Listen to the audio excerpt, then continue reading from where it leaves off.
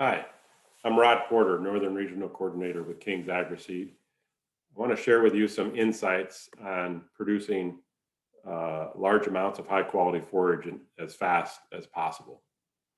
Let me switch to share my screen and we'll get started. Okay, so sometimes you find yourself in a situation where weather has caused a shortage of forage in your situation. Such as last summer, it was very dry in a number of areas, and so people came up short on their forage supplies, what they needed.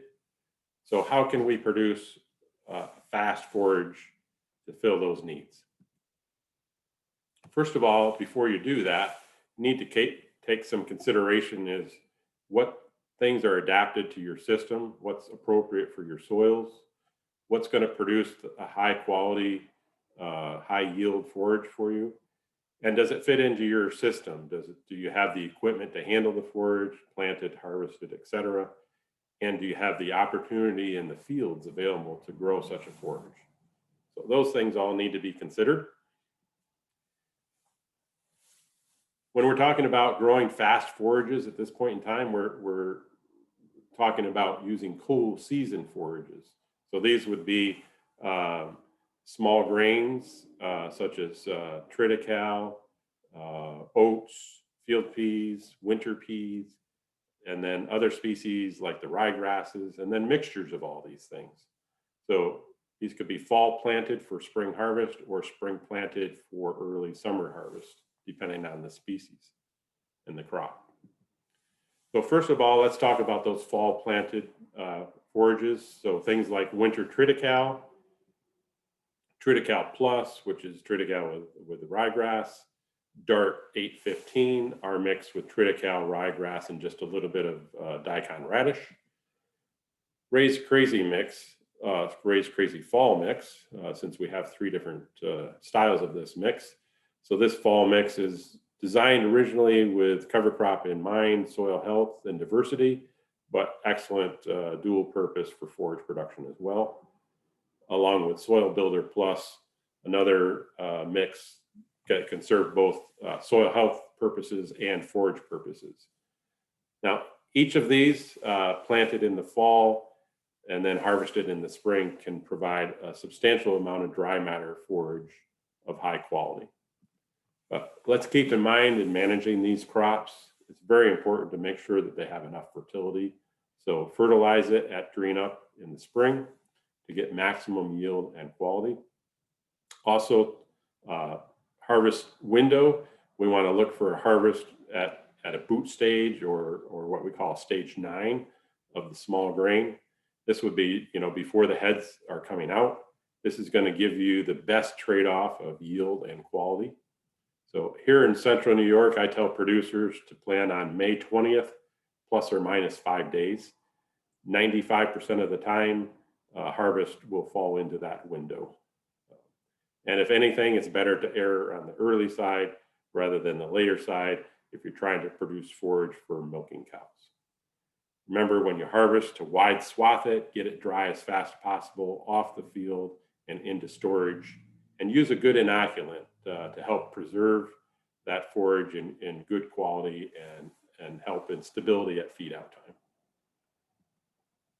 So if you didn't have a chance to or opportunity to plant a forage in the fall, but you find yourself still in need of forage to build supplies as fast as possible, what are your options this spring? So first of all, let's talk about some spring forage mixes that we supply. So we have another version of Ray's Crazy Mix, which is the spring mix. This is an 8 species mix that was developed originally for cover crop purposes, but also a great forage, lots of diversity. Oats Plus is a forage oat and annual ryegrass mix. And then our pea oat mix is a field pea with a high quality forage oat. These mixes have the ability to produce a substantial amount of dry matter, not as high as a fall planted forage, but still very respectable yield with good quality. Then we can talk about our straight spring grain varieties. Again, these are things that are going to grow the fastest to produce the most in the shortest amount of time. So you can see we have a number of varieties of forage oats. Everleaf is our highest quality, latest maturing variety, and then stepping down in maturity as you go down the list. And then we also have a forage barley called AC Kings and a spring triticale called Surge. Each of these are very capable of producing large amounts of high quality forage. Another species to consider would be rye grasses. So Italian ryegrass is what we like to use planted in the spring, because an Italian ryegrass planted in the spring will not produce seed heads in that seeding year. It's a lot like a winter grain. It needs to be go through a cold period and be vernalized to induce heading.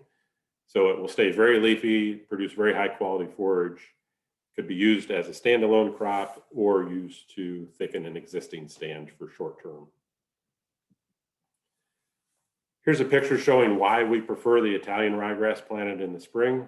While the annual ryegrasses can produce a good amount of forage, they will quickly produce seed heads and lose quality. So with the Italian ryegrass, we can maintain quality for multiple cuttings through the season.